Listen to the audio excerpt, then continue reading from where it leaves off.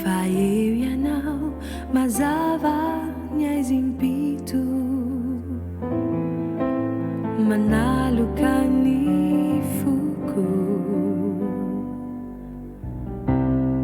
ny faonginanao dia ampy hifaliko, handroka ny toloko mpazoay irery.